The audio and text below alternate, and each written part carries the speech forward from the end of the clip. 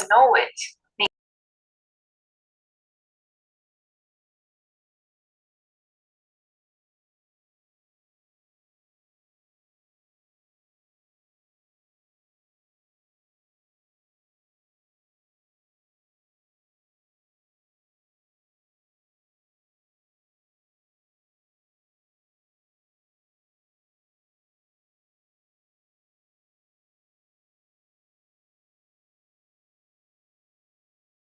All right, welcome everybody. I hope you guys are having an amazing week. What a powerful last couple of weeks it's been. The energies have been off the charts for the first part. Second part, I have been getting 911 calls, probably about 40 of them. Welcome everybody. I hope you guys.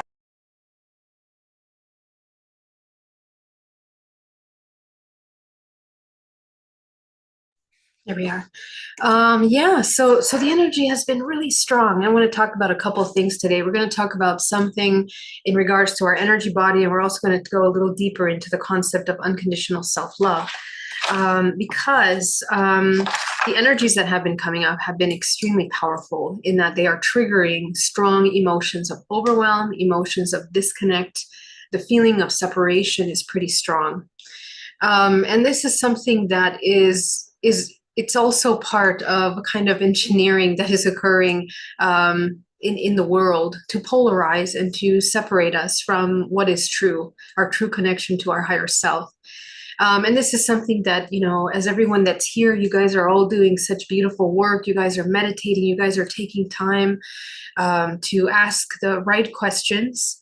And my invitation for you at this time is to please work on the neutrality, mind, body, and soul, because these polarizing events are designed to get you out of your center, because you know, we're kind of at a stage where we're entering a culmination of collective consciousness, vibrational frequency. And we're just entering into this phase. This is just the beginning of the next 10 years being focused on the transformation of humanity in the way that we have known it in history, in our history. In this timeline, okay, because we've reached this, we've gone through this as Earthlings. We've gone through these evolutionary cycles many times, and many of you are incarnations from those previous times. So some of you remember your incarnations, your previous incarnations, where you have gone through these changes. And you guys are pros at it. Some of you have recovered that memory. And again, you remember how important neutrality has always been. As a biochemical, bioelectrical, it's basically the physics of our human body and how it functions in a three-dimensional realm of contrast, of feelings, sensations, which any evolutionary process, we're going to really feel it, right? But as you know, all the ancient wisdom that has been left behind, encoded in our DNA, in ancient scriptures, in writings, in books, in the examples of the greatest illuminated souls through history, there is an architecture to how to activate the highest potential for a human. It's very much biological, psychological, spiritual. And these are things that we learn, we begin to remember when we come back to ourselves. But the other side of that is the severe separation from ourselves, the severe disconnect from our core soul being, is what will lead us into confusion, far away from natural order, far away from communion with the higher self. The third dimensional plane, this planet Earth, is for humans to learn how to integrate, at the very least, the higher self. At the very least. Now we're integrating, we have many levels of consciousness and many fractals of ourselves that exist in many dimensional planes, 13 main dimensional bodies that we have access to, that we experience through. The separation and the severing, the compartmentalizing of any one of these 13 parts of ourselves causes chaos, suffering, pain, imbalance, confusion, Okay, so our work in this kind of spiritual integration is to merge, to integrate, first of all, becoming aware of the many assets of yourself and integrating these aspects of yourself into one coherent self, a coherent self that has trained in their nervous system, emotionally, psychologically, in a way that we can be more holistic in how we see ourselves and see the external experience. This is very important. Now, there are going to be waves of powerful energies that we are going to experience. The intensity of these energies in the universe is amplifying. It's amplifying because the vibrational frequency of this entire planet is shifting. That means all the organisms on the planet, every human that is not sustaining a certain vibrational frequency is going to feel it even harder. Okay, it's going to be, and remember that this universe, this world that this multidimensional world that we live in, we are constantly moving through different dimensions. What does that mean in a practical manner? We have 13 main bodies, 13 main archetypal aspects of ourselves, subconsciously, emotionally, bioelectrically, the way that we move energy through the body. Okay. Every time that you learn how to master, or at least become coherent with your energy centers, your vortices of the body, the dimensions, the 13 bodies are accessed through the chakras of your bodies, the 13 main chakras. Anytime these chakras become polluted, blocked, we begin to come out of harmony, out of balance. That's why I teach that energetic hygiene is absolutely essential to psychological stability, bioelectrical health, and your ability to access truth and discern. Okay, otherwise we get confused. And so this kind of bioelectrical structure in the body creates different formats of shapes. We are moving light through our body differently. How we clear debris and pollution in the chakra body allows life force to move into the body fluidly. And as I've explained many times, every time that we block and we don't clear that up, life force cannot move through the physical body in a way that maintains your health, psychological balance, recovers your memory of who and what you are. Because the majority of us, we're at an age where we've already lived some life, and now we need to work on deprogramming all the basic programming that we've taken on from childhood. And then, you guys are working through your life, and then some of you are recovering past lives. Okay, and you're seeing some patterns, right? You're seeing the patterns that are keep repeating.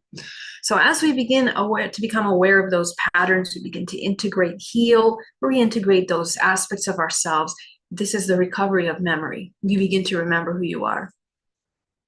And so the more that you do that, you begin to shift how much light you can move through your body. Life force is light. Okay, how much life force you can move through your body will essentially create geometric shapes and forms in the same way that DNA becomes very symmetrical geometry, very beautiful symmetrical geometry. Your entire body functions in that way too. Every single human has a geometric expression. Every human has a vibrational signature of energy that is encoded with your emotional beliefs. That's energy. How you're holding and moving energy through your body, how you're activating your DNA or blocking the activation of DNA, which will define how expanded your field is. Okay, the more you begin to activate DNA, the more you recover memory, the more expansive your field becomes, because you're clearing all the debris from the body that allows life force to move through. So this is something that it happens naturally. Most of you're not even thinking about that, because you're working on the psychological element of emotions, neutrality. But this is important for you to understand, because those of you that have developed and are developing your vision, you're beginning to see this in your multidimensional body. And you also feel it, that when you become ill or when you start to lower in your emotional state, the body goes out of order. So what I've been seeing happen a lot, and most of the 911 calls from this past couple weeks have been people going into very deep depression, very deep feelings of emotional heaviness. You have emotions of overwhelm, disconnect from themselves in a way where they don't know who they are anymore. They don't understand. They have a loss of self, connection to the self, and some people are experiencing a point where they just feel like it's too much to even exist in this heavy density. So this is the beginning of that, because things are just starting. What do I mean by that? That's not meant to be something scary. It's like this. There's so much social engineering in psychological weaponizing of our fears. The more that we disconnect from our physical body, the more we disconnect from nature, from the very basic fundamental tools of sustaining harmony in the physical body, you will be distracted and manipulated by those little seeds that you have not addressed in your body. And, you know, the current phase that we're going through is to train humanity to really take accountability for their thoughts, their emotions, their fears, and all of the doubt that they have about themselves. Because our human race is developing into a new human. The new human is multidimensional. The new human is going to be operating in a state of instant manifestation, telepathic communication. The veils have lifted, are lifting, and they will be lifted as we move into this, deeper into this evolutionary state.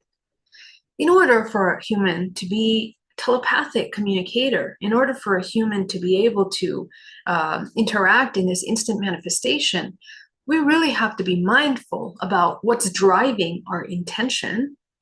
We have to be mindful of the responsibility that our creation takes, the consequences of our creation. And most of us right now, we're kind of like infants that are just learning how to move, coordinate our thoughts with our actions and our emotions. And I mean this in a very deep way. And I'm talking about you and I, which we're already at a pretty high level of meditation. We've been doing work for a long time. Here's the thing. This is a whole nother level. And so what it means is that all of the little hidden subconscious parts of ourselves that keep repeating in life that we haven't noticed, those are the things that we have to address, because we don't realize how those seeds grow into very deep fears of ourselves. We don't realize the impact of those fears in relationships, in the choices of our careers, family circles. Okay, and those little tiny seeds can develop into belief systems of fear, loss, separation, especially. So today's theme for today's Self-Love Sunday is to take a look at any parts of ourselves that are still in deep states of separation. What parts of you feel lonely, disconnected, overwhelmed, unsure, lost about who and what you are? And even though I would love to work one-on-one with you to find those answers, it really just comes down to one fundamental truth that is true universally for every human being on this planet. You are not the physical body, and the identities that you're trying to hold on to from whatever conditioning, upbringing, culture, political view, limitation, expansion, that is just 0.00000000001% of all that you actually are. And the invitation is to come back to the core that you are energy, you are life force, you are creative potential. In fact, infinite creative potential. It doesn't mean that we're just going to manifest crazy things from one minute to the next. It means that you are cultivating the mastery in a three-dimensional realm, a very dense realm, that when you bring your intention aligned with your emotional energy, and these are congruent, that you are a magnificent manifester, magnificent creator. And that can go two ways. You can create a lot of pain and suffering for yourself, challenging experiences, or you can create very wonderful, expansive, joyful, healing experiences. And the core of that is how we are using the compassion and the heart center to alchemize our fears into the knowing that you have the willpower, you have the self-trust to do that. We need to heal and regain the trust in our creative abilities. Many people that are experiencing this incredible overwhelm are actually becoming, have been somehow disconnected from who they are, from what they are. And they can't grasp at who they are. And I've experienced this feeling maybe like 4 or 5 months ago now. And boy, was it a heavy one. Okay, and it's such a heavy one that you begin to understand that it's not really you that is having this feeling. You're picking up from the collective, a collective feeling that a lot of humans on this planet are experiencing. Why? Because we're one, we're interconnected. We're all gonna pick up things, especially those of you that are more empathic and more psychic. You're gonna pick up on the collective condition. A lot of people have become so entangled in the illusion of the things that are being presented that we lose connection with what is real. This is real, the truth. This mind, body, soul is the core of that creation. So how I saw that we need to transmute this experience. Interrupt, first of all, because the mind is going to want to take us into directions of despair, overwhelm, we need to interrupt that. Okay. It's very important that we feel our emotions, but for the majority of people, we haven't learned yet how to feel our emotions. There's two parts to emotions. The information part, which is the psychological, energetic part of an emotion. And the other part is the physical, the sensation part, the nervous system, the muscle system, the contraction of muscle systems, the contraction of the energy field that starts going into the energy.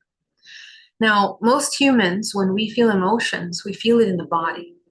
And because we're so identified with the physical body, we just want to feel it, right? We feel it. We just like, okay, this feels like a knot in my stomach, not in my throat, not in my stomach, not in my chest.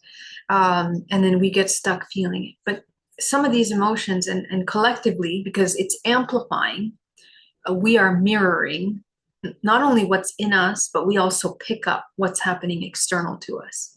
So it amplifies these emotions. We can amplify it in us, basically.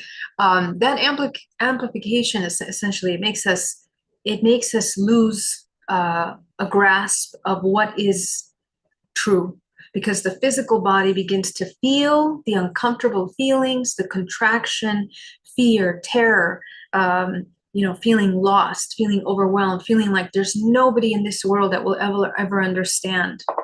And then the truth is that when it comes to expressing these complex emotions, it goes beyond the pay grade, you can say, of the majority of the humans in their career of emotional knowledge, emotional understanding. So yes, not many people are going to be able to hold space. In fact, they become overwhelmed because they don't know either. They don't know how to guide or to provide support for that emotional feeling.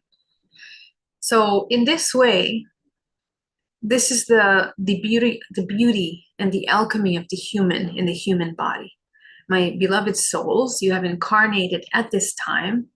You have incarnated at this moment, very powerful moment in which physical body, earth, and spirit is experiencing these two aspects in a very physical, dense way, to alchemize it from the density that it is into pure light, expansiveness, the 0 point. So this is alchemy. And all of the ancient masters, Christ consciousness, Jesus Christ, all of the Christs, because You think Jesus is just the only example of a Christ consciousness illumination. Hundreds, thousands of individuals have become illuminated through history. They're just examples of what our potential is. And the symbolism of Christ was the heart, right? That beautiful heart illuminated in light. From the bloody, mass of the blood of the blood of Christ to transmute into this light. And from there, the halo, right? The halo, the crown of light that emerges from the crown of the head. We are turning this physical mass, the body, the flesh, into that light. This is the transition which we're going through at this time as a human race, collectively. So the first step in this stage of overwhelm is to understand that your emotions are temporary. And for the average person, because of the imagery that we've been shown and the feeling of how physical and material this world is, we believe that even so, our emotions are also that stagnant, that finite. Okay, but in reality, emotions are designed to be felt a short amount of time in the body. In its full completion, without interrupting the authentic feeling into that emotion. The majority of people, the reason why they are depressed, they are suffering, is because they spend all their time avoiding and resisting the emotions that are coming up. Avoiding and resisting what they know to be true about themselves. The conflict is because they doubt what they know innate in them, what they feel innate in them, in order to feel accepted or to follow along or to survive, whatever the belief might be, whatever might be driving that action. It comes down to the fact that we become at war with ourselves, with our thoughts, with our emotions. So the first thing is to address that war. Complete observation of your emotions, acknowledgement of your emotions. In all these calls in the past week, we can, in 1 second, begin to alchemize these heavy emotions by simply allowing ourselves to acknowledge what we're feeling without fear. We kind of, and it's funny because we desensitize ourselves from, from a lot of things. We desensitize ourselves from pain and other people's suffering, but we also desensitize ourselves from love and from peace and from emotions like harmony, because we are so familiar with being in states of survival and fear and anxiety and we don't spend enough time cultivating these other emotions that really require us to take accountability for our thoughts and our feelings.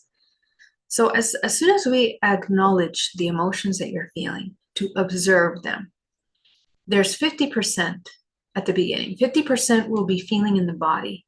You need to feel the emotion in the body because you need to know where you are storing the memory.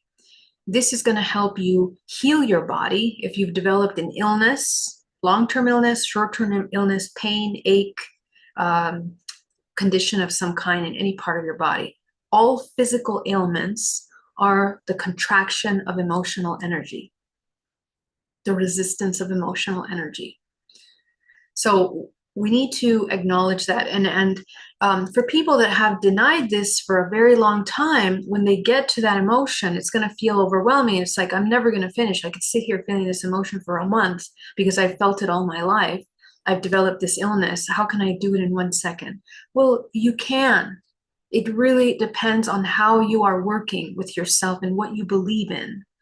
And I don't say this just from a place of, maybe it'll happen, or I've read it would happen. No, I've done it many times, and I'm trying to guide people to do it as well.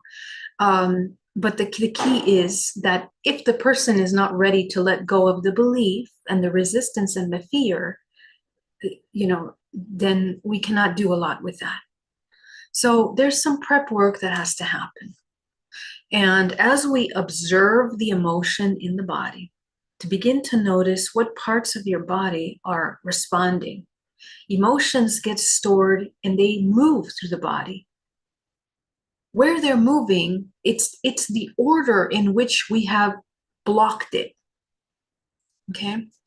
So, for example, someone can start with having pain in their chest, and let's say they have a deep depression, feelings of unworthiness. Okay, where did that come from? Begin to feel that heaviness. All they feel is the heaviness every day, every night, to the point where they're getting heart condition problems. Okay, so if they would sit with the discomfort of the heart condition, turn the pain into an emotion. That's how you read your body holographically. It's a language of light and energy. And you're learning how to read your energy body. Some people can see color, some people can feel temperature. The parts of the body that are emitting the heat, usually this is the energy moving through there. So you're going to feel the heaviness. And as you describe, let's say it feels like I'm being choked, or it feels like I'm being constricted. Okay, well, what is that? Control, suppression, depression, fear. And as you go down those layers, you're learning how you have programmed yourself. First, it was the fear. Then it was the depression. Then it was this illusion of control, or this need for control, right? So just like this is how you learn to deprogram and program your body. And as you move through each one of those emotions, you'll pay attention in stillness how that discomfort moves through the body. First it was here in the chest, then it moves to the back of the body, then it goes into the kidneys, then it goes into the solar plexus, it goes down to the sacral, and then you start to get to where you first contracted it. Okay, so let's say it's in the sacral. Let's say it was a relationship with parent. Then after that, it repeated with a partner. Then after that, with a friend. Okay? Your body keeps the score. Your emotional trauma, your emotional pain, it's recording the history of your emotional suppression. So how do we alchemize this? If we run away from those difficult emotions, because in that moment, we don't know what to do with it, how do you know what to do with the emotion? It's very simple. First, acknowledge the emotion. Let yourself feel those layers of emotions. And at the end, you're going to ask, okay, what does the opposite belief system look like? And what are the emotions that are tied to the opposite belief system of that?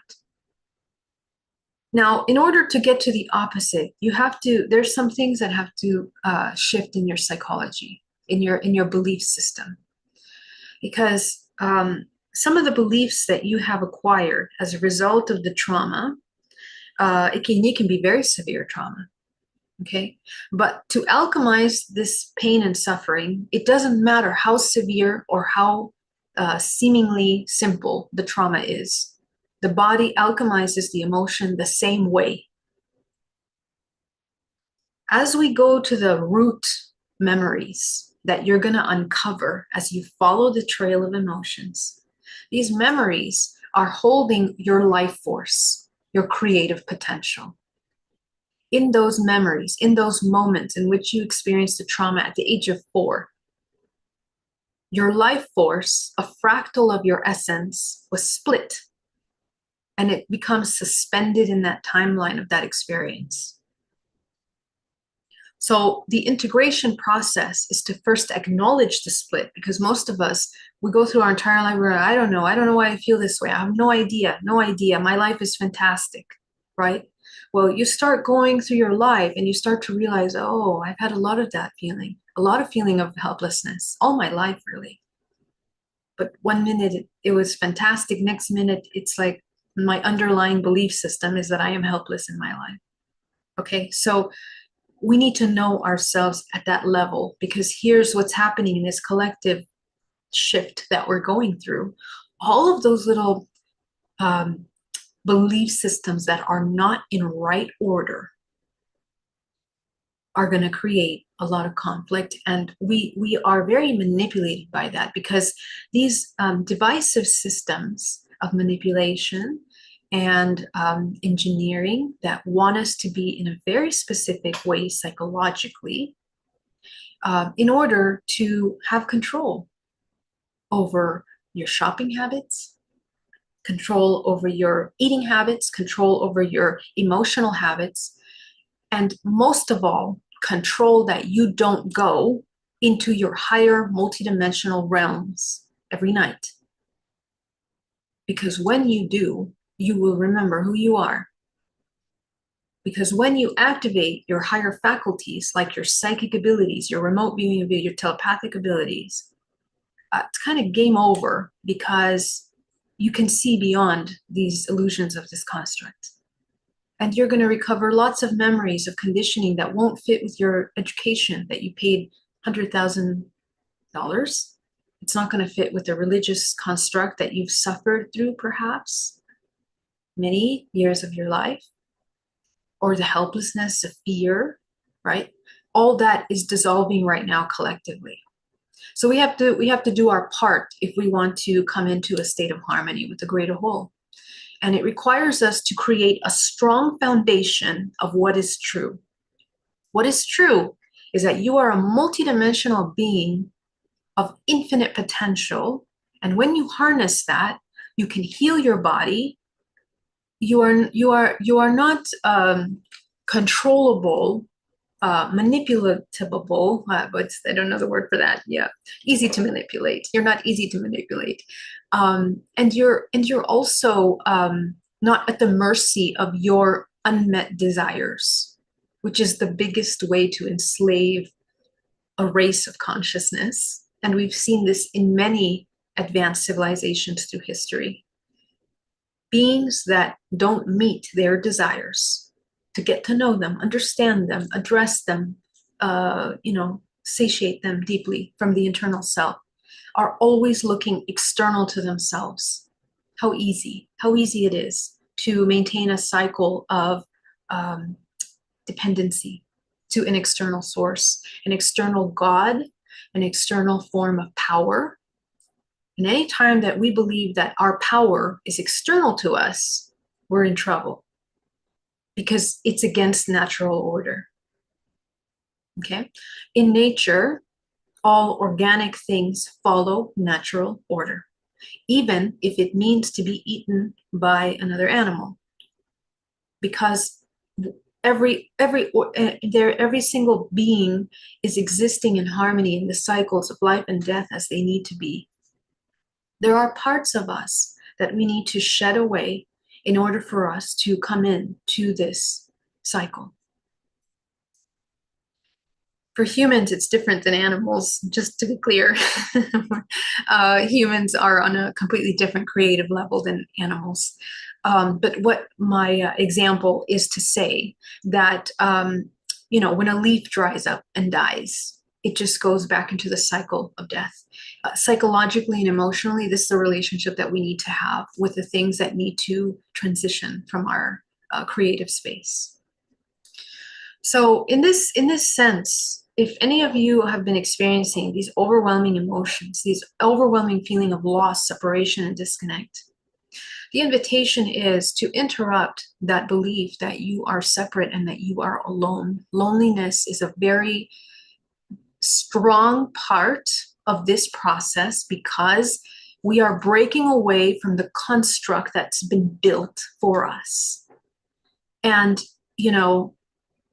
the construct was designed by hiding information that is innate in us for many centuries. All the ancient texts, and I don't think people understand how important that is.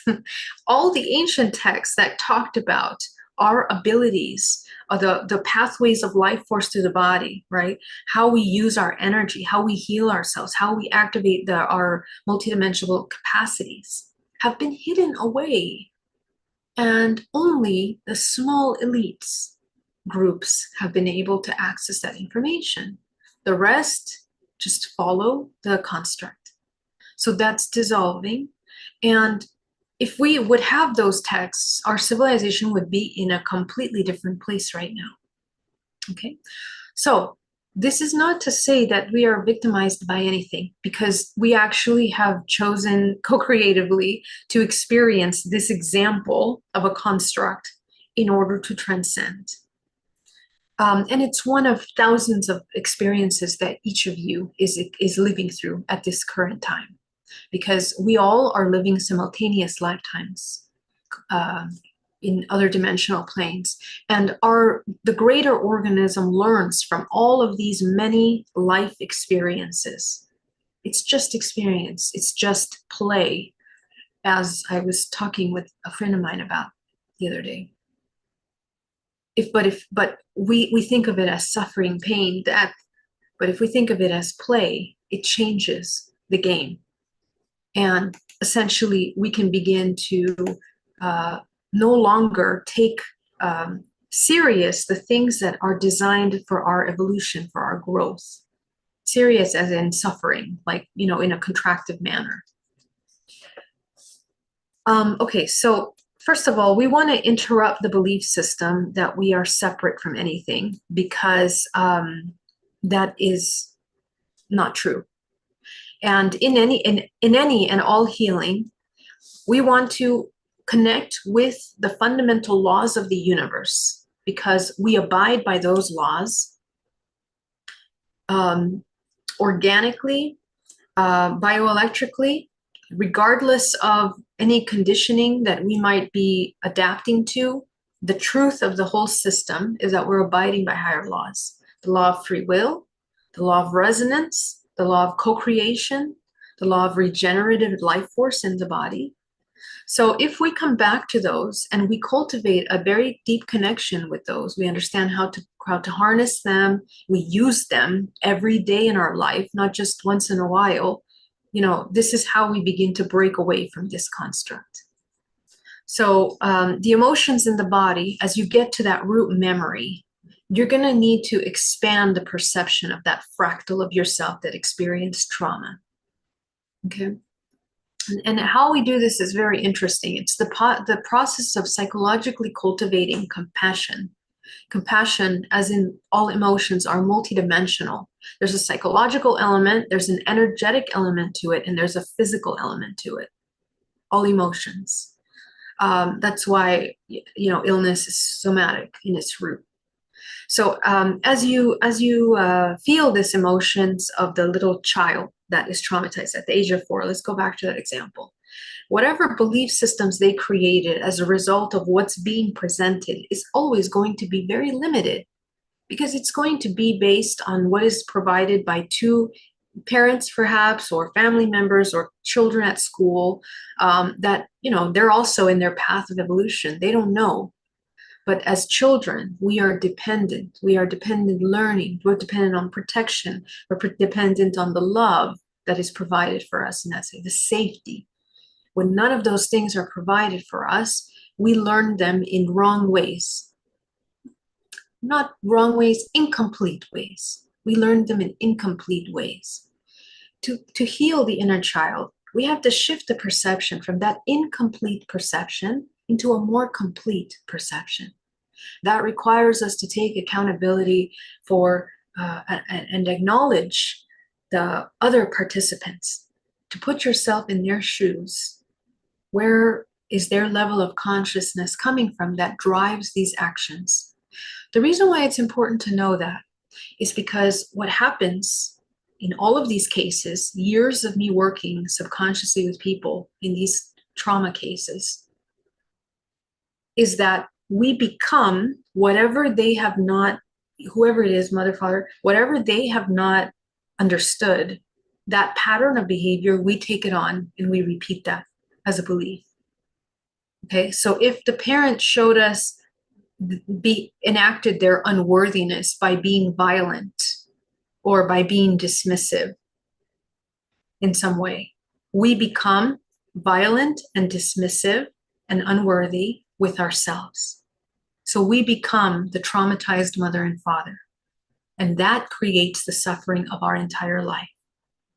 So you might have a couple main themes in your life that you're working with. If you discover that you have a pattern that you keep coming up on, here's the invitation. Please work with that. Take a look at that. And in order to do this work, you have to go beyond this feeling of the belief systems that you've created about the trauma. Because if we look at these experiences from a place of victimization, it will be very hard for us to go into other shoes. And there are some very severe traumas, everything from death to abuses, the breach of boundaries of every possible kind. Some things feel irreparable, inconceivable, unacceptable. We have to be able to see beyond that to understand human condition. Because as long as you resist and deny looking at those parts of humanity, you will continue to resist that in your life in every subtle way that it manifests itself in, either in yourself or the external. And that's very hard to explain to people because it's very deep. It's very deep. It becomes our filter of perception. Energetically, you model the way that parents held their chakra system.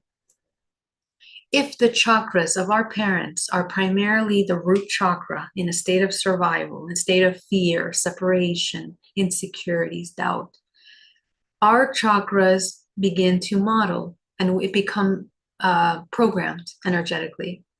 So we grow up with survival model of chakras.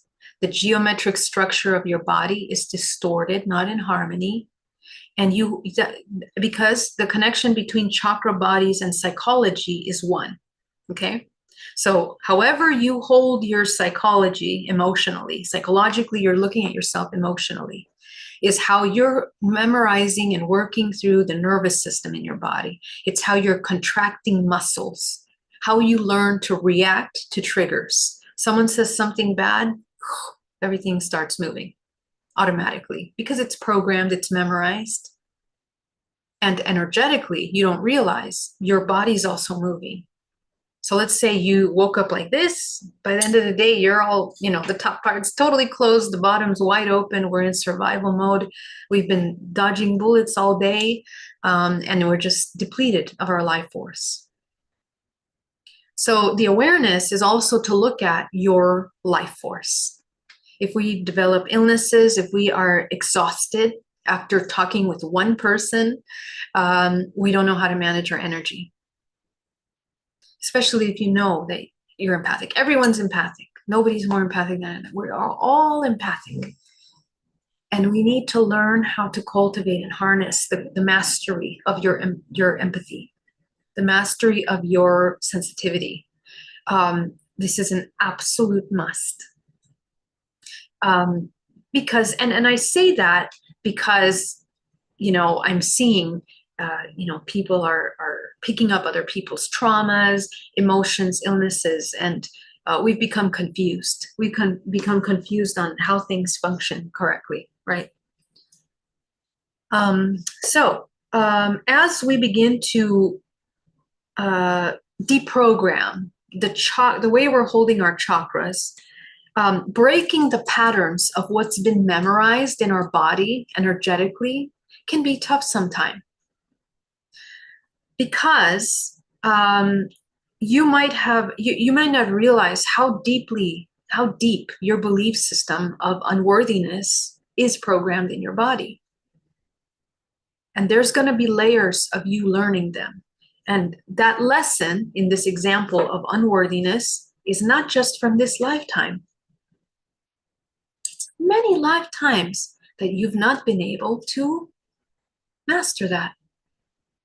Especially if it's a theme in your life right now. If it's a theme in your life right now, and remember, past lives, I'm talking about simultaneous timelines from which you're pulling from. We're kind of like a sphere of light with all kinds of little points. When our consciousness shifts, we actually have access to different points of light. Imagine that those points of lights are lifetimes. with certain themes based on vibrational frequencies. As you evolve through life, your access to different lifetimes becomes available. And all of them are going to be related to the themes energetically that you're processing the most here and now. So if the current thing that you're trying to overcome in your life, the biggest theme is unworthiness, for example, if you go into hypnotic regression, you're going to access a lot of those lives. You're going to touch on them because you're healing them simultaneously. And as soon as you heal that, let's say a couple months down, another part of it. Another thing I want to mention is that people think, oh, I have I've been repeating and working on this for so many years. Well, there's many levels to certain emotional states, okay? Because there's the depth of your understanding of that will deepen. So, for example, concepts of unworthiness, you know, it can go all the way down to you incarnating as a soul in a family soul group that is, you know, super high vibration. And then you feel that you're not good enough for this soul group. So it's gonna be showing you in different ways as you evolve. And eventually, until you understand on every dimensional expansive perspective, your deep understanding and integration of that of unworthiness. So you might struggle with it as a baby in school. You might struggle with it in your relationships. You might struggle with it in your family, in your culture, in the world, and then on a soul level, and then on a multidimensional level. That's how we learn lessons. Okay, but I'm sharing that with you not to overwhelm you or make you feel like, oh my God, it never ends. The invitation is so that you when you get to a certain point, you don't get disappointed when you feel like you failed if you repeat the same pain later on in your evolutionary process. These are gifts. These are gifts. And the soul is learning to be creative, expansive in incredible ways. More and more, we are refining this experience as a human temporarily, as a human. But every single one of you, as you start to heal these little parts of you, deeper levels, the more you cultivate the 0 point as a result of your shadow work, not just pretending. You cannot pretend these things. You will actually be able to access your memories in dream state. And that is very important, which takes me to the second part of this topic. Because as you interrupt these feelings of loss, of overwhelm, of, let's say, wanting to leave this planet, as a soul, the incarnation laws of this universe are by resonance. If we choose to leave at a certain vibrational frequency with many undone lessons in this lifetime, that's in your DNA, and the DNA is connected to the morphogenetic field. A soul moves through the morphogenetic field. Okay, and the morphogenetic field is basically the memory, the bioelectrical net of this universe. It's like a lattice, this universe, like a lattice of light, in which we are moving through different points. And it's not that you're moving, it's like the entire net, and as you become aware, the lights turn on. That would be a more appropriate visual. The little points of the net illuminate until you become all, which is essentially we become planets, we become solar systems, we become galaxies. Okay, as our soul evolves in this experience. And those are probably concepts that they are so unbelievably expansive. We don't really need to worry about that right now. But it's a very interesting thing to understand. We probably don't even understand it, even in saying that. We don't really understand what that actually means. So as we are learning to activate our dream state, because in dream state and in hypnotherapy, when I take people back to these past lives, they go through the life and then they go to death. What happens at the deathbed? They begin to realize what the main lesson was of this life, what they learned over and over and over again. And it's that vibrational frequency that allows them to alchemize into another essence. And that essence sometimes will take on a body, sometimes it won't take on a body. But their next experience is always a higher octave than what they were previously experiencing. Now, when people leave this realm before they have reached the height of their understanding, unfortunately, it comes back into that cyclical pattern. The less you've been able to address especially your ancestral trauma, the more you will come back into this lineage again and again. And I see it all the time. Someone passes away in the family, and then a baby is born. And the baby takes on the same essence as the soul that left, the same story. It stays within the lineage. Okay. Now we're creating on many dimensions. We also create in other dimensions. We are so interconnected that everything that we do to heal ourselves, to expand our light, to integrate our understanding, we are affecting all that we are connected to. So when you die or when you leave a realm, you are connecting. It's a ripple effect in the field. Beyond just this dimension, beyond just your family. And we are so deeply interconnected that our ancestors, when they say your ancestors are rooting for you, it's not just a imaginary hope. It really is that your ancestors are present for you. When I had a near-death experience, one of the most amazing things was to see all of my ancestors there become present.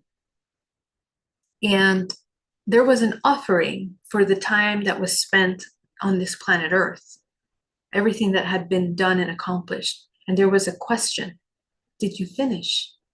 Do you think you're done? Okay. And at that time, the answer was no. No. And you realize where you have fallen off course, where you have given into fear instead of come into a love. Love is not just an emotion. It is the alchemy, it's the bioelectricity, the conductivity that creates universes of information. It links universes of information together. Your life is not just about being a human. Every choice that you make, you are linking universes.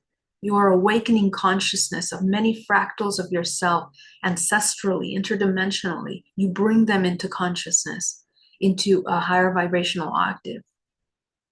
So the meaning of our life is so profound.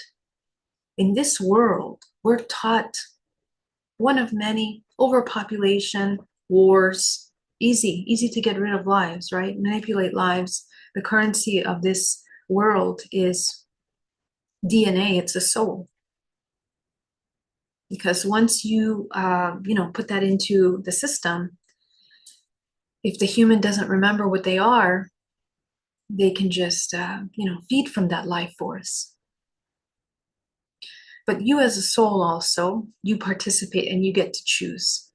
You get to choose how you want to live your life, what you want to experience, what you want to learn and what you don't want to learn. That's the beauty. But we don't really take into account what that choice means. We have so much power over what we want to create. And the moment you start to realize that, that's when things start to change. So as soon as you guys are starting to feel this way, if at all, those of you that feel overwhelmed, you need to remind yourself of what you are. You need to embody powerful self-love. And, the reason why we got to that point is because we've been programmed into separation. Something triggered the feeling that we're not enough, we're not good, we're lonely, we're disconnected, we're unworthy, we're separate, nobody loves us. Okay? So that's been programmed, and they're not true. None of those things are true. We can fact check them left and right. They will not be true. What is true is what we need to remember. You are not the body. All of the life stories that you've had do not exist in this moment.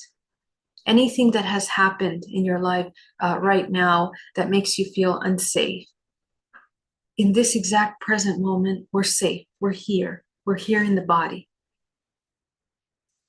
And we have to immediately shift to gratitude. The power of gratitude, it's not just that you're imagining, oh, I'm thankful for, having a glass of water. You need to understand that we're so interconnected, and that the universe is providing for you everything that your soul needs to learn, to evolve into what you need to become. Even tough experiences in life, even experiences that make us feel like it's all over, we have nothing left, are defined to help us alchemize into the most powerful light that you've been in all of your lives, if you take that invitation. But the moment you lose sight of that, that's when we get lost. And the reason why we ended up there, it's the law of accident. We fell asleep somewhere along the way. We have betrayed ourselves. We have lied to ourselves. We told ourselves lies, like we're not good enough, or we find relationships that tell us and drill into the mind those lies. Family, friends, partners.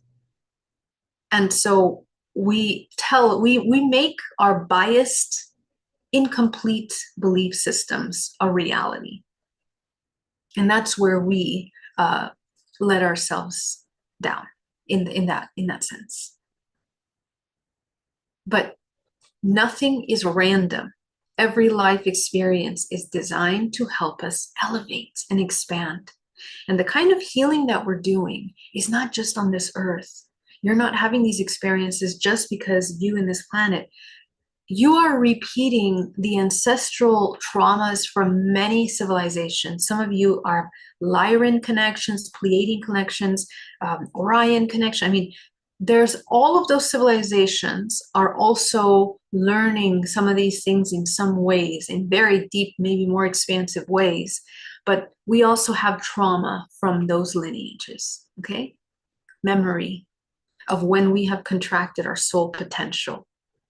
So, there's a lot going on, but it's only for you to understand that, you're so interconnected. You're not alone. And you're also deeply protected, divinely guided in a very powerful way. And if you can train yourself to see your life experiences in that way, you will move through them quicker. The recovery time, the bounce back time will be quicker. And to fall is never a failure. That's the thing. It's all a gift. It's all a gift.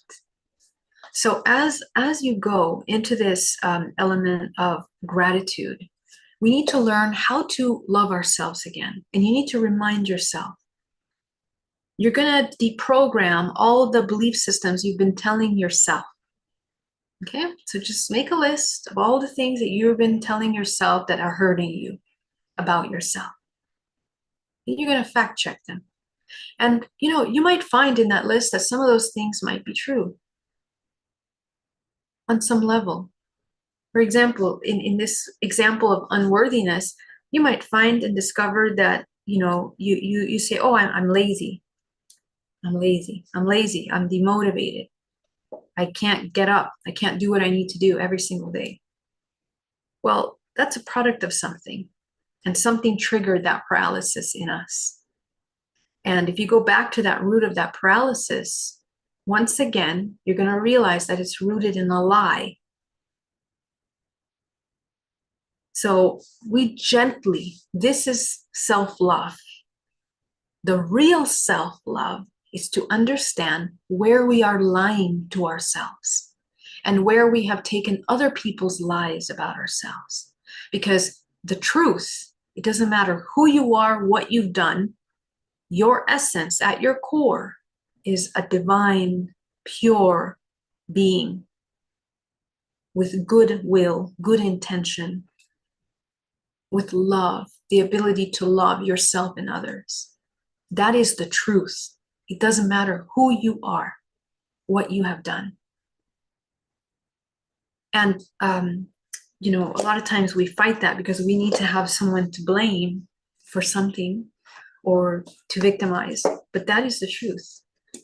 Every single organism on this planet is learning how to love. And so as we learn to love ourselves and we begin to embrace ourselves for all that we have been, all that we have not been, all that we have been, now we begin to come back to what we are. And that little mind, the reptilian brain is going to try to argue with you. It's going to say, logically, I haven't made money in 1 year. Logically, I haven't paid my bills. Logically, I haven't loved my child enough. Whatever it is, we need to come back to the core truth. And everything is cause and effect. That's another thing we need to understand. Everyone behaves a certain way as a result of another. Every single one of you. So nobody is outside of that law. And if you understand why we behave the way that we do as a result of someone else, you learn a lot, not only about yourself, but about the human condition. What will result in this kind of deep self-love healing is that you will begin to understand human nature. And you will begin to learn how to feel compassion for yourself and others, and you will recognize it. Next time you see someone, in 1 second, you can recognize that part of you that you've worked on. Let's say the unworthy part, you will recognize it in the person, in their actions, body language, the way that they speak, the way that they behave in their life. Incredible. People that are healers, those of you that want to be healers, we need to know this in order to be of service to others. That's why I say healing, internal healing is the #1 step. You want to be a healer, don't worry about the logistics, don't worry about anything else. That internal healing aligns you vibrationally to attract people that are in resonance with you. And I also noticed that we have circles of souls that we agree to help. It can be the guy at the grocery store. You say 2 words to them that wakes them back up out of their sleep state. And it also changes you. Okay, so these are the kind of things that are available to us if and when we come into awareness and observation of ourselves. 0 point. A state of stillness, observation, reconnection to ourselves. Okay? Okay, loves, let's get into the meditation, right?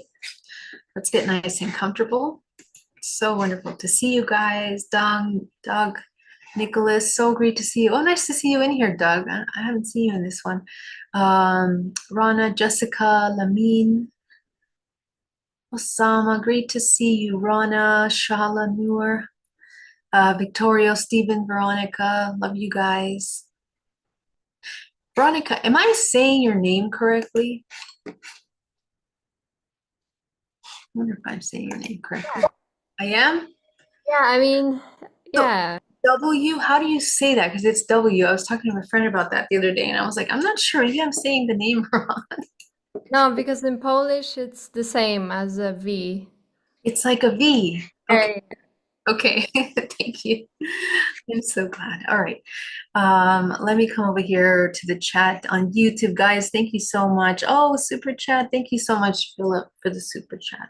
Thank you so much. Such a generous. Thank you.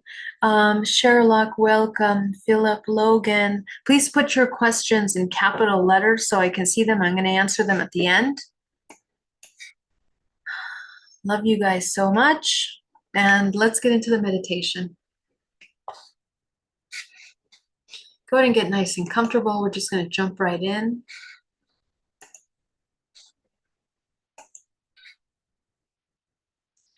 Go ahead and ground yourself down to the center of the earth. Go ahead and see the center core of the planet.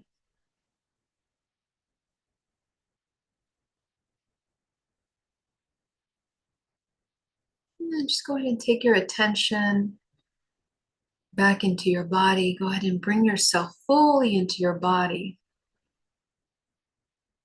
Be aware of your head, your neck, shoulders, your back, your chest.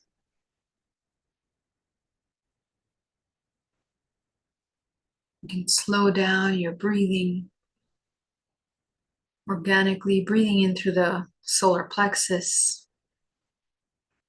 allowing the belly to rise and fall. We want our breathing to always be from the belly. This is the quickest way to regulate your nervous system and come into the 0 point. So let yourself breathe into the belly, down into the lower back, into the thighs, the shins, the calves, the feet.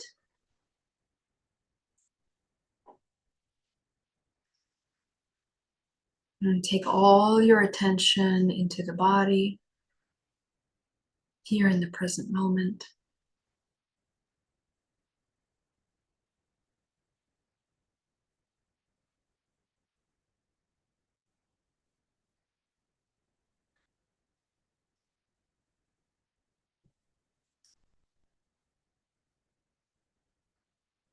You create an energetic cord that connects your body down to that center core of the planet. And go ahead and make your cord nice and thick.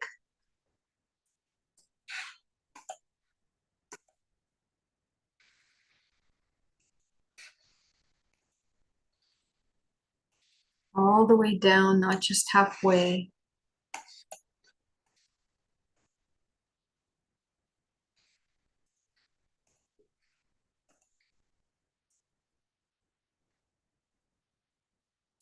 And make sure it's right and left side of your body that's cording down to the earth.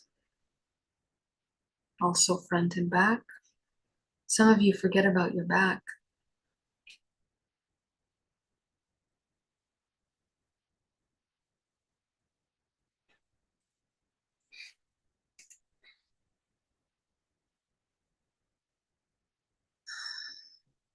Breathing.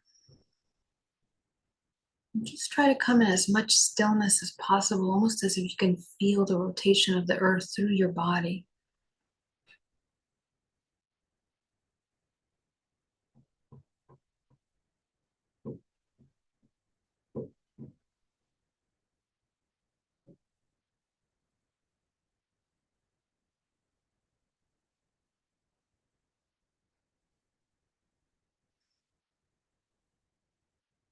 Slow down the mind.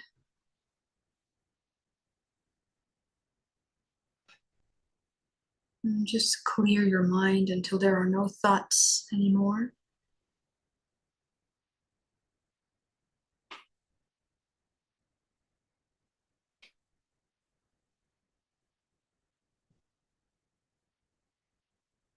Breathing.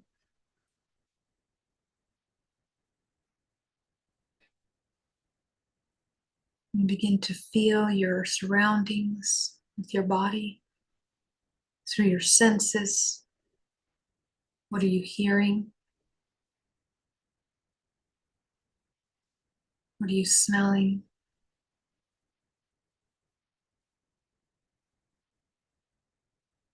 What are you feeling?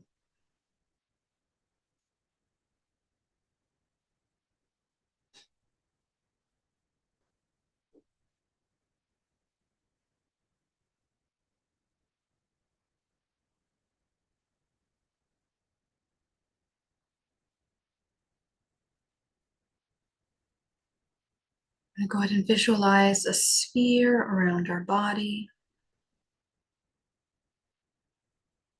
made out of something impenetrable.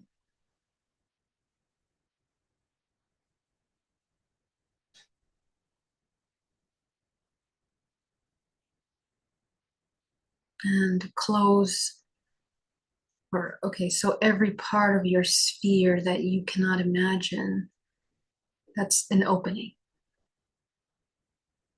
So take your attention and your focus to those parts of your body. And as you put attention, allow yourself to see your sphere becoming whole in that space, becoming complete, becoming solid all around you.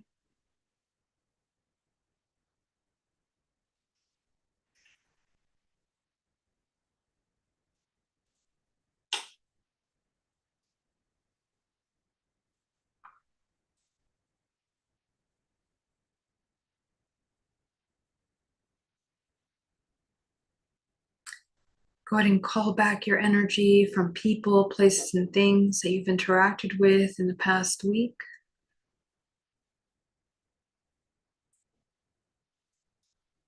See it coming back to you like gold energy.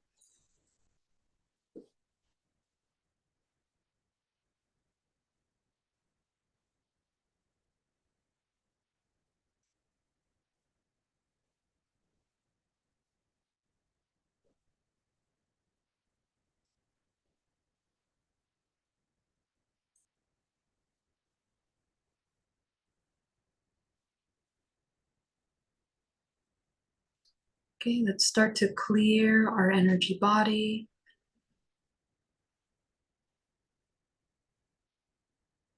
First, eliminate all the tension and emotions inside of your physical body. Imagine it going down to the center of the earth as you relax your body even deeper.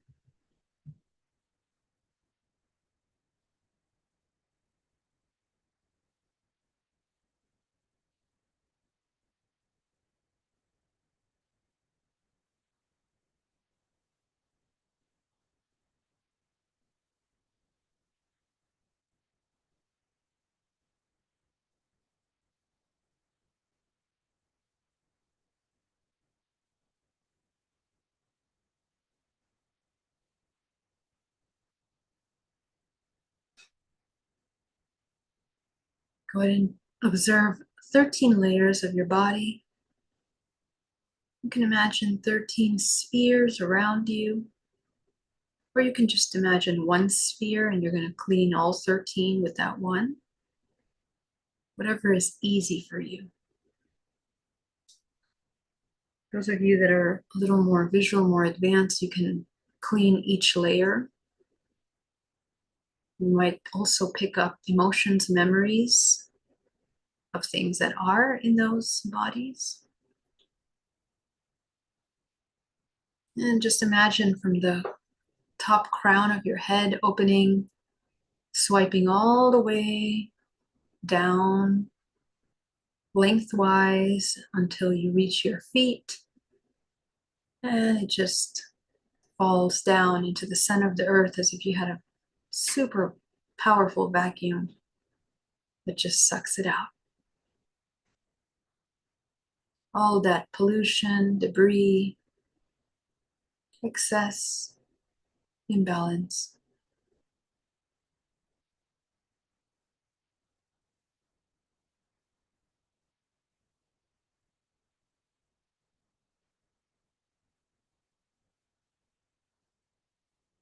You'll notice how much clearer your mind becomes as well.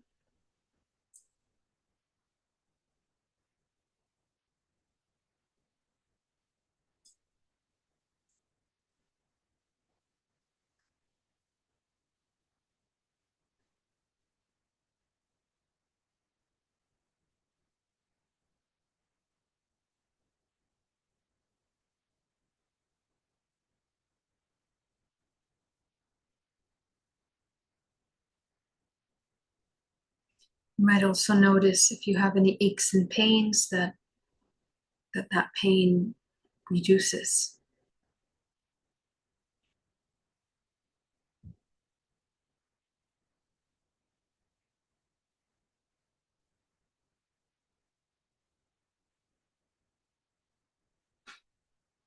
If something feels sticky, like it doesn't want to leave or break up, try to use different techniques. You can turn it into vapor, turn it into water, turn it into sand, and then it just dissolves and crumbles down, or water, it just leaks right down through, or it's like vapor, just eliminates. This is what your imagination is for.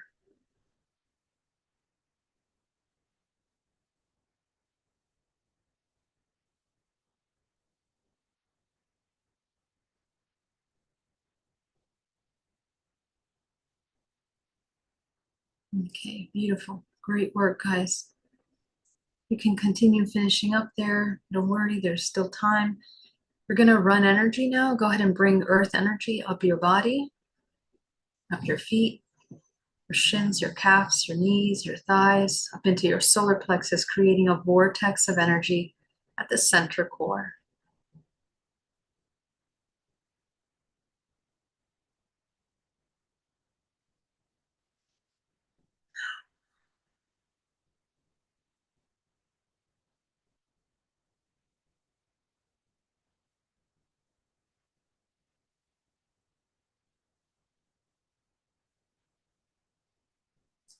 From source, go ahead and pull down a powerful gold cosmic energy that comes down to the crown of your head, combining with the earth energy at your center core. You're mixing green and gold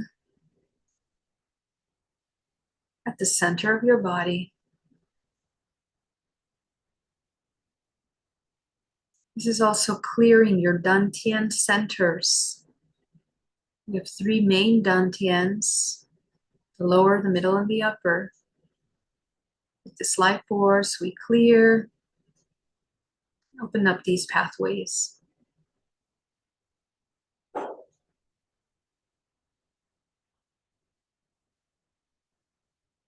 ahead and take 10% of that back down to the center of the earth. Yet again, clearing the body, sending it down to the center of the earth. You'll notice the different stages of clearing of energy. The first is really heavy, just messy mind and thoughts. The next becomes more emotional. The third becomes more physical.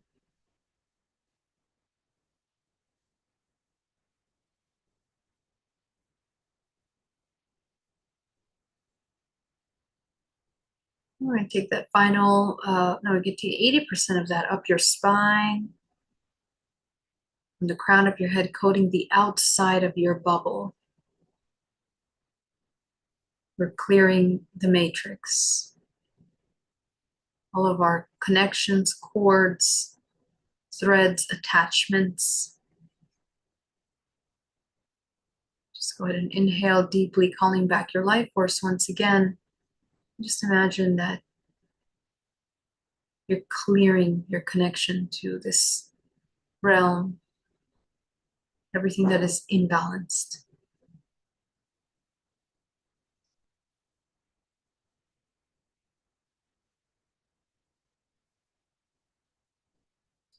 And we're going to take that final 10% of green and gold energy from the solar plexus up your spine and the crown of your head, now infusing your body into the pores, into the flesh, the muscles, the bones. Feel yourself absorbing this life force, the earth life force and cosmic life force into your body. You are made of these two energies. All you're doing is replenishing, reconnecting yourself with the infinite source. You're going to direct these energies into the organs, nervous system, muscle system, bone system.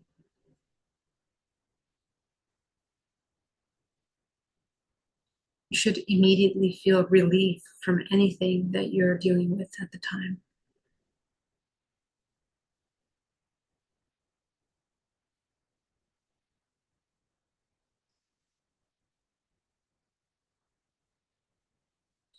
You're going to feel the rush of energy moving through your body. We're going to go deeper.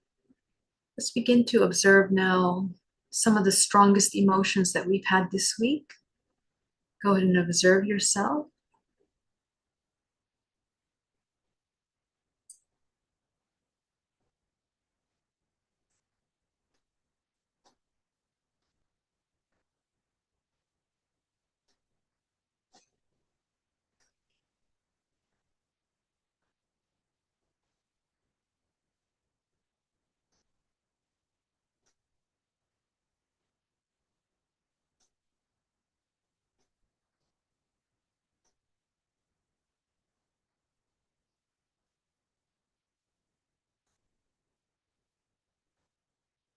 Go ahead and select the strongest of these emotions.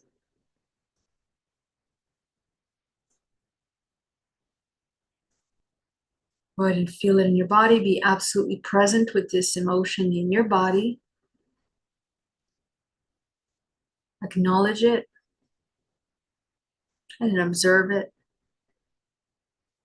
And then notice what emotions arise. And you can name them out.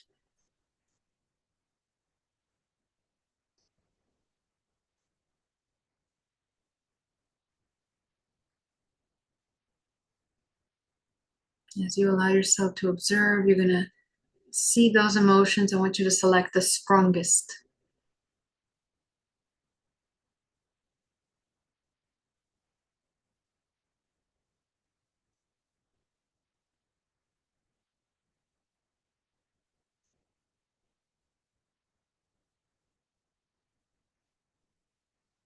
As you begin to observe the strongest, shift from feeling to observing again. And you're just going to notice what emotions come up.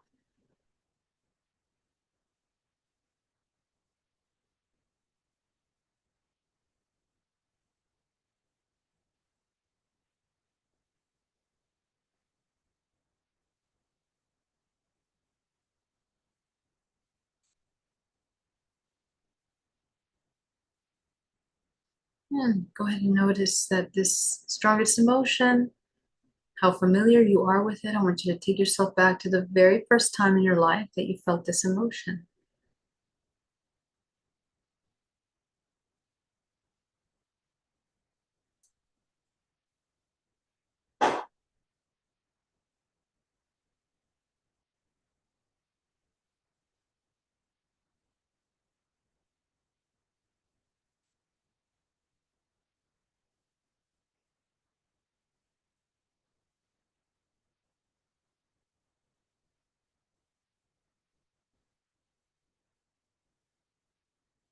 As you select the strongest emotion, as you take yourself back to the very first time that you experienced this emotion, I want you to see yourself there in that memory.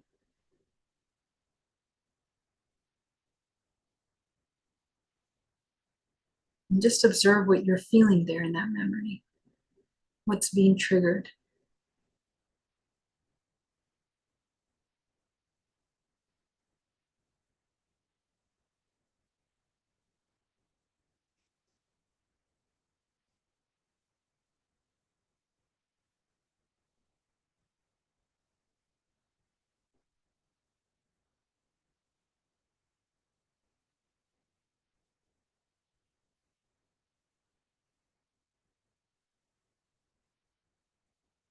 So let yourself observe yourself in this moment.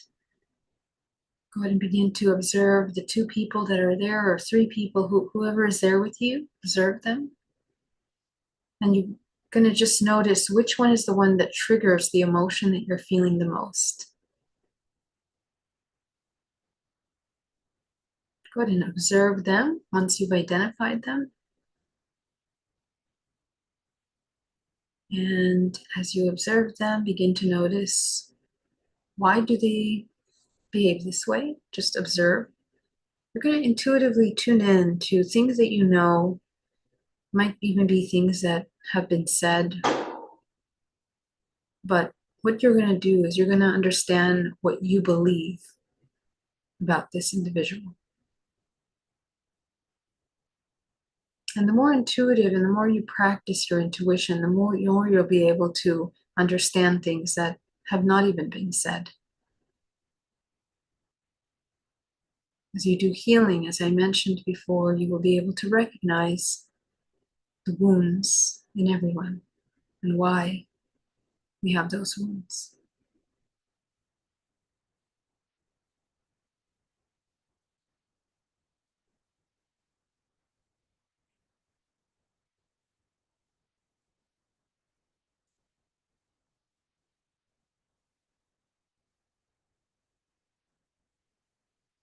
Breathe in deeply. Try to notice what is the pattern that this individual that triggers you the most keeps repeating in their life.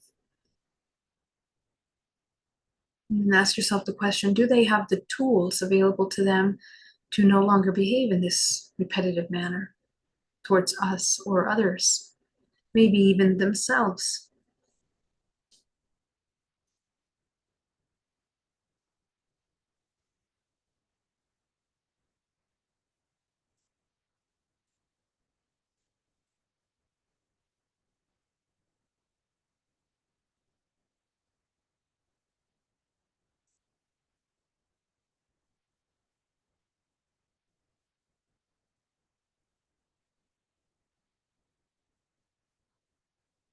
And as you begin to observe this, begin to notice, what does this person need in order to no longer believe this about themselves or others, or repeat this same behavior towards themselves and others? What do they need from themselves?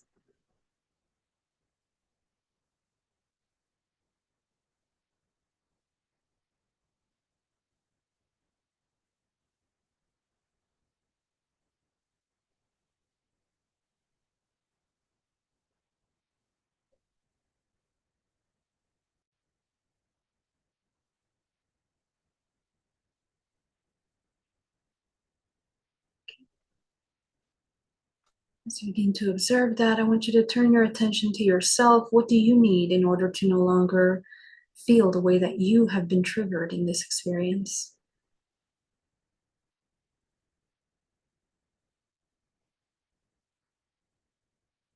You might notice that there's a lot of similar things. Again, we begin to mirror the energetic body of our trigger.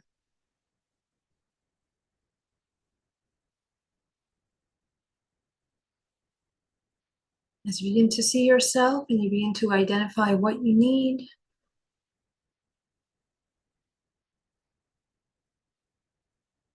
just go ahead and notice that you begin to give yourself everything that you need in that moment. You can imagine this as a light, as a color, frequency that the person, the child essentially, or the younger version of yourself is experiencing. As they absorb this new mindset into their body, notice what changes in them, what shifts, how their perception changes psychologically, emotionally, physically.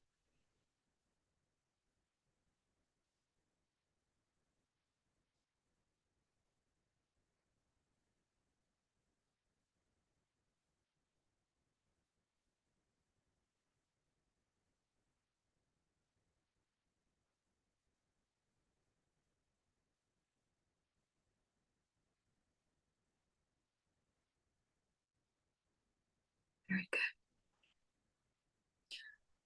Go ahead and allow yourself to see how this little child has transformed with this new information. What's different with them now? What is the thing that they need the most from themselves in that moment? And you're going to get familiar with this new thing that you need. It can be compassion. You might notice that you need space for peace. You need silence. You need connection. I mean, it can be anything. Just observe what the child needs in that moment. Get down to very practical things, because that's what makes this practice real and tangible. We are looking at psychological, physical, emotional shifts that have to take place in order to reprogram our deep subconscious belief system. And a belief system affects all areas, emotionally, physically, mentally, and spiritually, of course.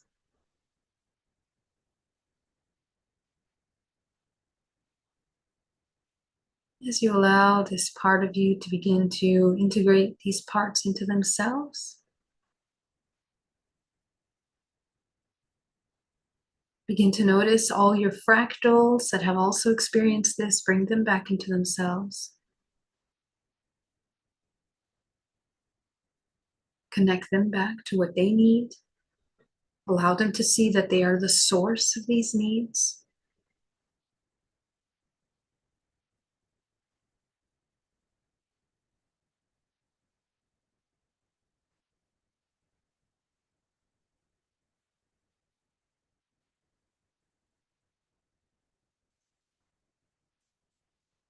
Very good. Let's go ahead and cut cords with our ancestors. Call back your life force from this repeated pattern going down your ancestral lineage. It could be both sides or one side, most likely both. So just go ahead and take a look at how we are repeating the same core belief system so many generations. You're going to see your ancestors. Visualize cutting cords, calling back your life force. And we cut cords by shifting frequency.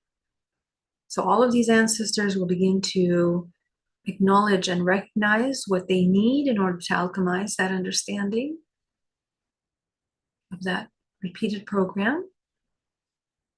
And as you allow yourself to inhale deeply, taking back your life force, all your little fractals merge into one self in front of you. Go ahead and see this one self in front of you, shifted, illuminated. They're illuminated because their light body will have shifted because of a new program that they're embodying.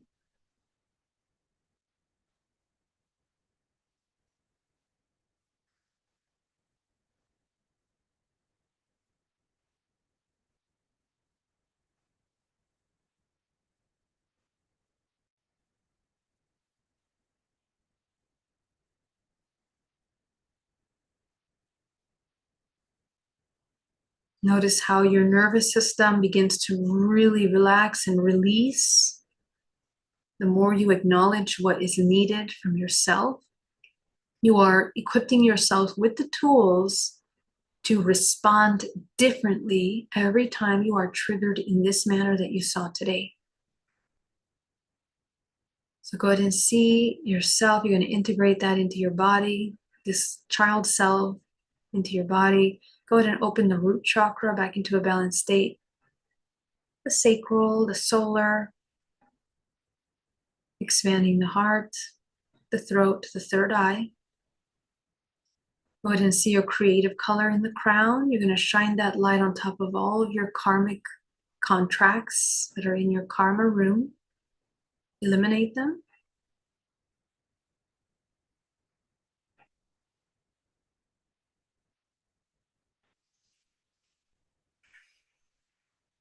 Fill that room with your creative color of your crown.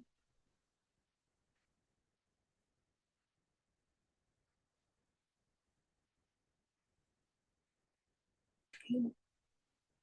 Very good. Go ahead and allow yourself to activate the 9th, the 10th, the 11th. You can go as far up as you want, up into the 24th as you activate your higher chakra system. And above you is a powerful white light of source. Go ahead and bring that white light down into your body, anchor it into the center of the body, the perineum, your heart, as you feel profound compassion for yourself, profound love, gratitude for allowing yourself to bring yourself here to this practice today, to do something for yourself today that will help you mind, body, and soul. Feel gratitude for nourishing your body and mind. And whatever else you are grateful for at this moment, bring that forth. And go ahead and allow yourself to open your eyes and come back into the room. And as you open your eyes, go ahead and see your energy body around you. Still see your energetic field, your grounding cord. Continue to see your chakra system. And welcome back. I want to thank you guys so much for joining me today. It was an honor to share with you, and I hope you have an incredible week. Yeah, you guys are warriors of light, and I love you so much. Let me see if I can help answer a couple questions. We have Charles' question. As we meditate and do shadow work to cultivate our life force and start to remember who we are, in what form do we see or recognize, recall who we are through memories, through dreams, through vision, from our meditation? So basically, what you are is all and nothing, okay? What we are doing with the shadow work is deprogramming what we are not. What you really are is the essence that emerges from that nothing. You're going to recognize yourself as perfect, nothing wrong with you, because there isn't. You're going to recognize yourself as complete, no longer needing from anything externally. Recognize yourself as everything, because you're going to see yourself, recognize yourself in others, because you know yourself so deeply. And energetically, your field will be more expanded. So we're going to notice we're not contracting so much. That's your true self. And that contrast will help you understand how your false self is always in survival, in fear, in contraction, in separation. So that will become very clear to you. So that my invitation is the absolute practical embodiment of the 0 point in the here and now. And that you begin to, don't worry about the end goal being, let me get to all and nothing mindset or perception. No, that happens incrementally as you understand what you're not. And when you understand what you're not and you allow your essence to emerge, you're going to notice you're compassionate, you're peaceful, you're kind. You've always been, it's an innate part of you. And you don't even really need to work hard at that. All you have to do is get out of the way to allow that part to emerge and shift your perception about what safety means. Because safety means to be safe with the unknown, safe with constant change, and no longer fearing the unknown. Okay, so that's something that we're building resilience towards by understanding that you're all and nothing. Okay. And then, of course, you are going to recover memory, because to do the shadow work of what you're not, you're going to have to look at where you got those ideas to begin with. I'm unworthy, I'm unloved, I'm not good enough, I'm not enough. All those programs, you're going to see how deep those go in your DNA. It's your current, family system, and then it goes down, generations, perhaps, even cultural. And then so how it will present in dreams is that you're going to start to remember your dreams more. Why? Because when you train present moment awareness in order not to repeat your ancestral patterns, that presence begins to bleed into the dream state. So as a result, you remember your dreams more. Okay? And your memory is available through the emotional body. So memory is bioelectrical. Every time that we feel an emotion, it's connected with many memories. So we learn how to kind of access those memory points from there. Okay? Thank you so much, Jessica. Love you. Thank you so much for being here. Shalanur Aldeen, Doug. Thank you, Geraldine. So sublimely timely to deal with the issues of overwhelm which hit me this week. Yeah, Doug. Namaste. Thank you for being so amazing and getting through this. You guys are wonderful. Okay, let me go into the chat on the Zoom. Hi, Geraldine. How do we protect from evil eye? Is it really a thing? Let's say you said something in the live. Now I felt angry, sending negative energy. How do you protect yourself? Yeah, so I don't believe in Listen, we allow things to affect us based on our belief of our disempowerment. So if you are a person that doesn't believe you have any power, any ability have sovereignty over your energy, your space, your thoughts, your beliefs, yeah, people are gonna say they're gonna do everything to you, and you're gonna believe them, and you're gonna even become sick. We can even create illnesses. We can create blocks. Lots of people I have worked with, especially in cultures that believe in black magic and all of these manipulations of energies, which are an inversion of nature. To manipulate anything is an inversion of nature. So anytime that we allow that and believe that usually it's because we're confused. We're confused about our connection to nature, our understanding of nature. Nature abides by certain laws, and there's order, symmetry, energy fields to that.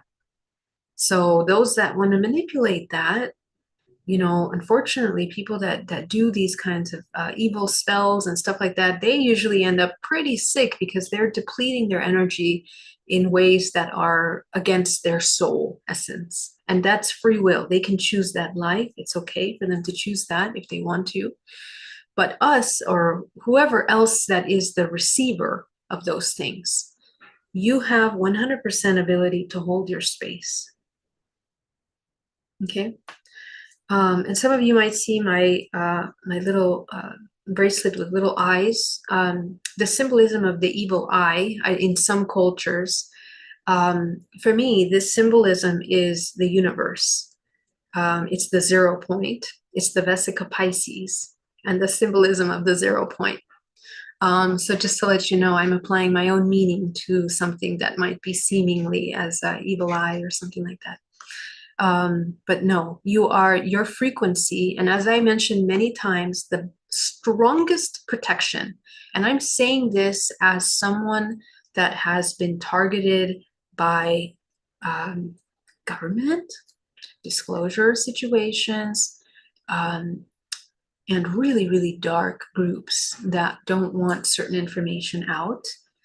The highest form of protection is unconditional love. Unconditional self-love. It is, as I mentioned, a geometric shape form that we take on of light that transcends the resonance of certain frequency.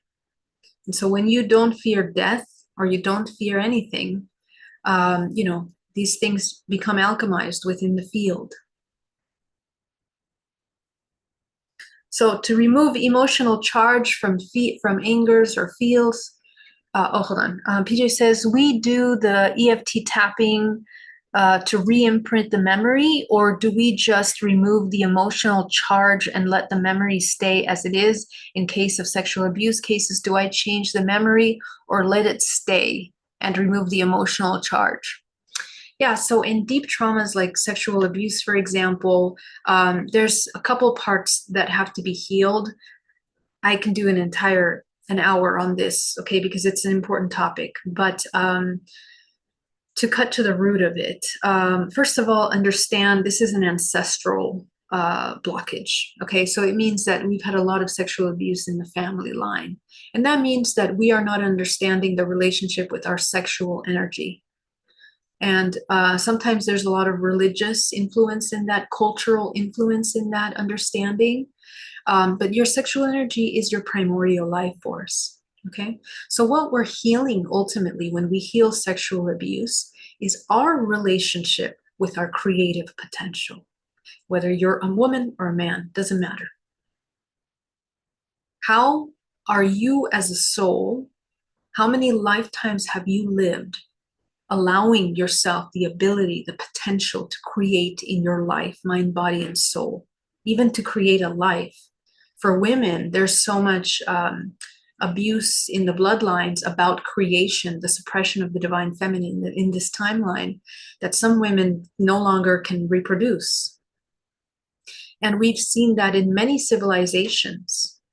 The abuse of that creative life force, the suppression of that life force makes it that ultimately we don't reproduce, because subconsciously, we don't want to create. We're afraid of what happens if we create. We're afraid of the unknown. We're afraid of responsibility for our creation. We're fearful. We're disempowered. So all of those things manifest into experiences like sexual abuse. So we have to work with our feminine, masculine energies. We have to balance them until we become a very grounded creator. And that's the healing of the sexual energy. Sexual energy is exchange. That's like money, that's relationships, communication, sexuality, of course, love, the ability to love and receive love from friends, family, loved ones, partnerships, our ability to come into intimacy, to be seen fully for what we are and to hold space for that authenticity, the shadow and the dark. That is the healing. So to answer your question, in terms of the memory, the healing of the memory is exactly as I described in the beginning of this live today. And I have several videos on healing sexual memory, because for both men and women, when we have partners, we want to release any kind of heaviness that we may have taken on, that we have taken on from partners unconsciously, even in abuse cases. So there's several parts, PJ, okay? I hope that helps. All the conditioning of a man should ask out a woman first and a man can't. What do you think about it? Is it ancestral and to be followed? Yeah, I think that at this point, we really need to go into a higher level of understanding about relationships. I'm really gonna put this out there, and please take it or leave it. I know where a current human race is right now. But the definition roles of men and women, we need to question that and really take a look at why do we have those beliefs. And if those beliefs are rooted in lies that go against the core of a human potential, then they no longer serve us, okay?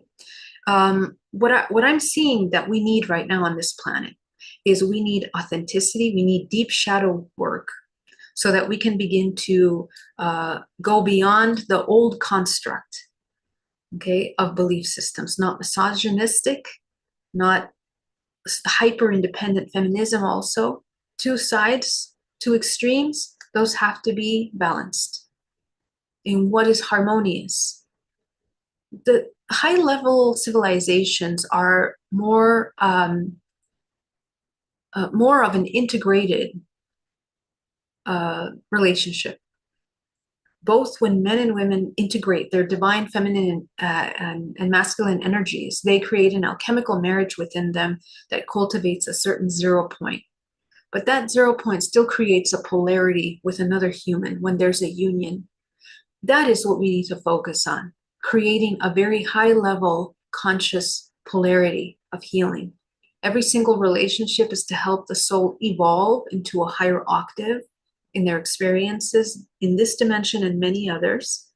And that coming into a relationship with that awareness to understand what is the resonance, because all relationships are for you to recognize the resonance and the repeated pattern that is occurring ancestrally. Because when there's a union, all the ancestral's history is dating in a way, okay?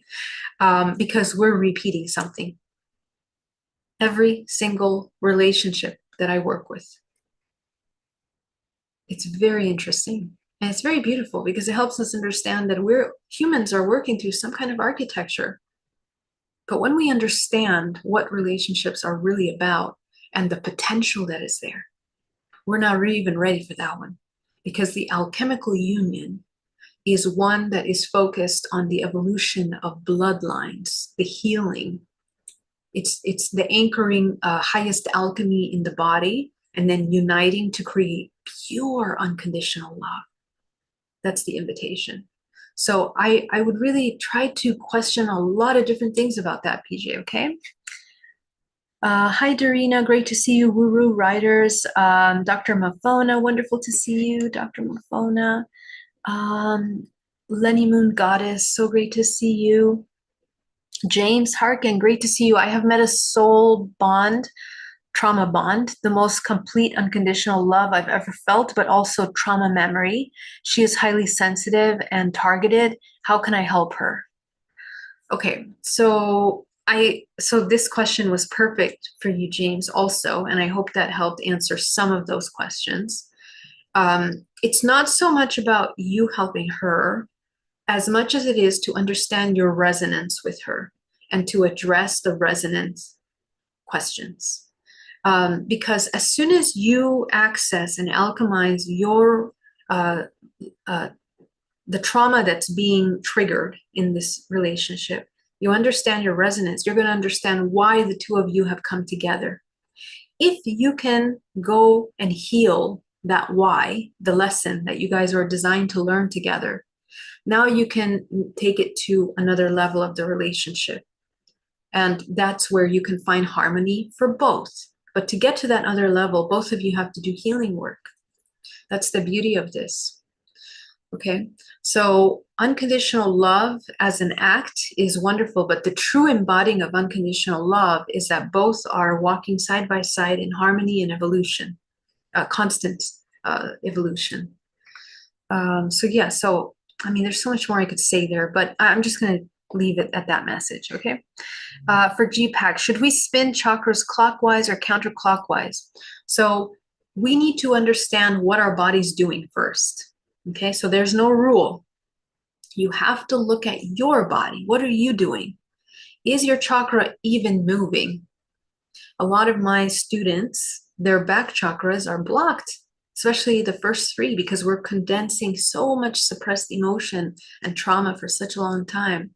So start moving the chakra in whatever way feels intuitively, and the chakra will move in its own way. So first, and I always advise, have a little notebook, jot down all the 7 chakras and then read them. Read your root. What's your root doing? Which direction is it swinging? The direction matters to this extent. When it moves to the right, it's releasing. Okay? When it moves to the left, it needs to receive healing. It needs to be given something. So that's one thing to pay attention to, but don't hold on to that as much. Pay attention to what's happening there, and then notice what needs to be cleared out so that it can actually move. Because a lot of you have a lot of blocked chakras and sluggish energy that has to be moving, okay? Yeah, so that's good. Thank you so much for your super chats, guys. Helps me so much. Philip, so great to see you. Logan, thank you. Philip St. John, much love to you, Philip. Kristen K, I wake up every morning for months thinking about my ex-boyfriend, even though I would prefer not to. I'm practicing self-love and meditation to heal this connection. I think, is this just an attachment I'm working through, or telepathy? Well, you know, it can be telepathic because humans that unite, especially physically, are merge their fields, merging their systems. But the thing is, if you say, I'm thinking about him, even though I rather not, that's something that we need to address. Relationships have been really sticky for the past year because it's really important for humans to heal the wounding of the self and the other. Okay, so I want you to take a look at what is the biggest trigger. Do the shadow work with the relationship. What was the theme? What was the trauma? What was the pain? What was the suffering? What keeps coming up? And when you feel the feeling of missing the person, what's actually there? What are you missing? Take a look at that. What is the emotion? You mentioned you rather not. A lot of times our memories of our relationships are kind of sugar-coated between our projection, our expectations, but not really the truth. So, you know, for you to really take a look at what was actually there that was missing, get to know that, because if it was wonderful, we'd still be with the person, right? If everything was harmonious, we would still be there. So wherever there's a mismatch in energy, that's what we need to clear now.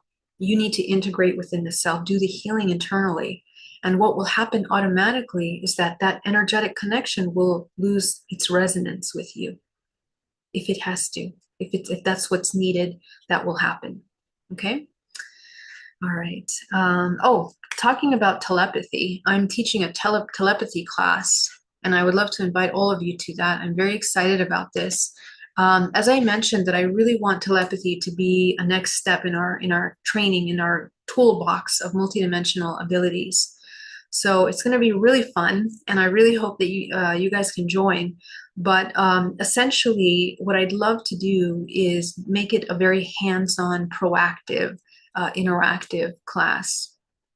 Okay, so you know, if you guys don't have friends or partners that you can practice telepathy, come to the class, and we'll take a look at both the science, the bioelectrical, the physical, and then the practical practice of that.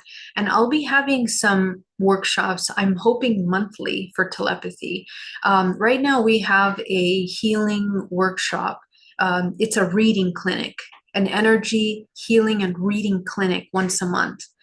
So come to that. I think it's the 27th or the 26th. Check the calendar to check when that is, but that's coming up.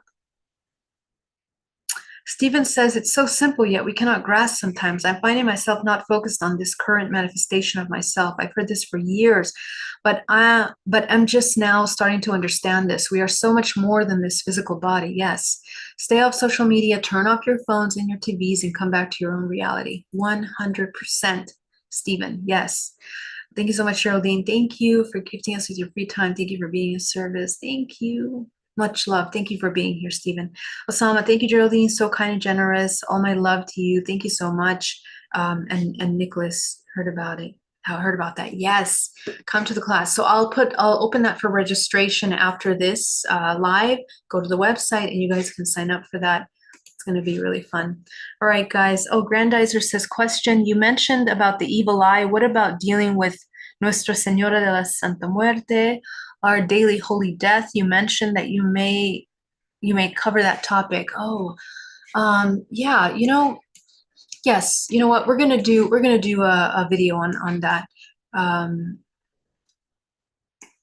guess dealing with black magics and parasitic energies. I guess a lot of people really need to understand that.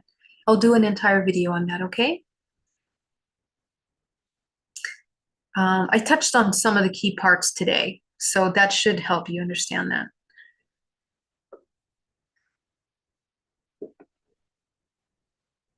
All right, guys. Thank you so much. Love you. Have an amazing week, and I will see you next week. Bye. Take care.